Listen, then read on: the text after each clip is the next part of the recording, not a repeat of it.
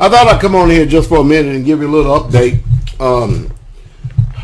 You know how I believe in a lot of self-education, and how that there are people out there who write stuff to try to, do their due diligence, to do their best to inform us, because we know that we would rather see everything in a movie or a picture rather than to spend what I call the midnight oil to actually read, which would actually get better down into your spirit. But I got a book that I'm reading right here by a man by the name of Adam Ferguson. And of course, what he's doing is he's trying to do his best to warn us of, the wickedness of deficit spending and the devaluation of currency, and how it will result in hyperinflation. And the example he uses is Weimar, Germany, because that happened in along about 1923. And a lot of people here in America are just not familiar with, what we're dealing with today, especially on the economic and financial front. I think what's appalling to me more than anything is that we're supposed to have a country or a government that is supposed to be truthful and honest to us. And when you really truly look at it, the government has behaved just like the Christian churches. There's not one thing that they actually have been very truthful and honest to us about. But the book that I'm referring to is this one right here. It says When Money Dies by Adam Ferguson. Of course, I believe that education is progressive. You have to continue on with it.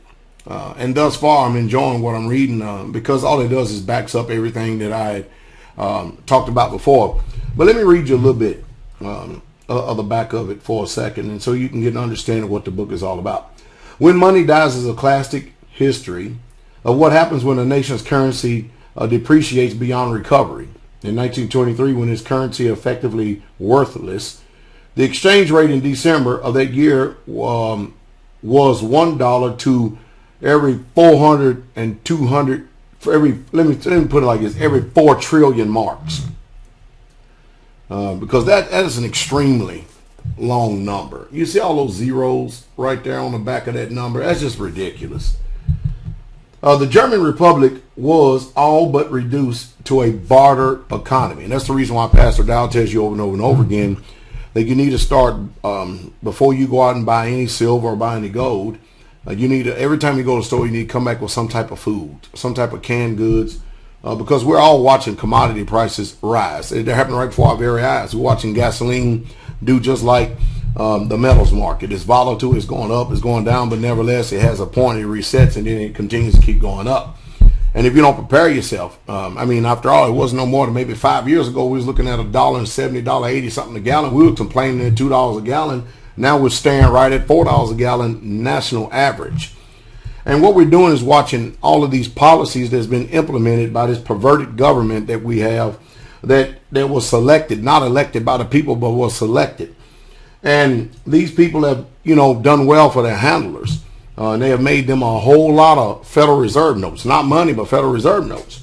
And they're not about to stop this fiat Ponzi scheme either, because it's in their best interest to keep it going. But I guess for people like myself and other people, the deal is, for those of us who are wide awake and understand and see what's going on and understand the basic fundamentals of money and how it really truly works, we're trying our best to wake you up. And there really should not be no more than 2 weeks go by that you don't have at least a quarter, a silver quarter in your home that you've purchased, because you're going to find out that that's going to be worth a lot when it comes time to barter. But let's get back to the back of this book right here. They talked about the barter system. Expensive cigars, artworks, and jewels were routinely exchanged for staples of such as bread.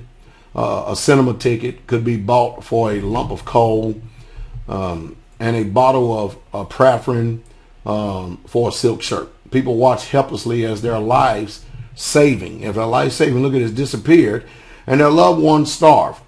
Germany's finances descended into chaos with several social unrest in its wake. Money may no longer be physically printed and distributed in the voluminous quantities of 1923. However, quantitative easing, that's what we call QE3, that's what we went through here with Ben Shalom Bernanke and Alan Greenspan and Frank Paulson, who's now out of the picture, which I ain't forgot about him, and Timothy Geithner. When they printed over what I think it was $2 trillion, and said that we must do this and try to bring all type of chaos and up on the minds of people and get them to lose hope like we're going to have some type of catastrophic event if we don't really rush to tear down all these trees and print more money. But it says right here, quantitative easing, the modern euphemism for superstitious deficit financing in the electronic era, can no less become an assault on a monetary discipline.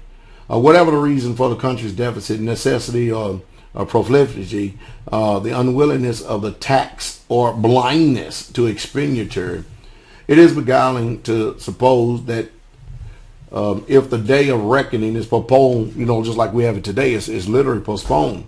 And they're kicking the can down the road to put all this and to actually saddle the generations, like 4 or 5 generations behind my generation, with all this debt. They're living now. They don't care nothing about what's getting ready to happen down the road.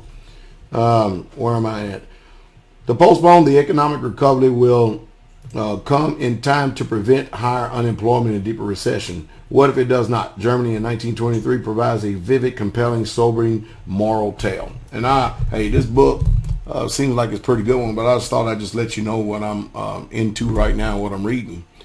It says nightmare deficit spending, devaluation, hyperinflation in Weimar Germany, and the book is When Money Dies. And of course, you need historical references like this, and this is amazing to me because it's in a modern day a book right here, but it's something you need to know, because I told you that economies, governments, everybody, money answers all things, whether we like it or not. Makes the world go around, and you need to understand the fundamentals of it. And if you don't, you deserve exactly what you get. So I'm trying to do my best whenever I can, whenever I have an opportunity to do my best to, tell the people. And there's a lot of you not familiar with this. I'm going to show you one more thing. You look very closely right here. What are you looking at? You're looking at a man that's taking money, cash, Federal Reserve notes. Those are marks back then. And you know what they're doing? They're sweeping it up as trash on the street, because you know what? It's worthless. It doesn't mean anything. Nothing whatsoever at all. And of course, that's the same thing that's happening with our dollar. Like the other day, I held up that quarter, and I said, isn't it amazing? Right now, a silver, pre-1964 silver is worth $6.07. Probably done gone a little bit more right now. 1 quarter. With 1 quarter, I can go out and buy a gallon of gas. I can also come home with a loaf of bread and even a jug of milk. More likely with a quarter. But you can't come home with a gallon of gas, a loaf of bread, and a jug of milk with $1. And $1 is supposedly worth more in value than a quarter. But yet this 90% junk silver quarter is not only maintained its purchasing power, but it has exceeded its purchasing power compared to the dollar. I know a lot of people find it difficult to make that mind change and that change in that mindset shift, but hey, it really truly isn't that hard to put 2 and 2 together. I hope I said something to inspire you, and hope that you understand. Go out and buy some food, and when you get something enough for the food of that, go out and buy you some junk silver.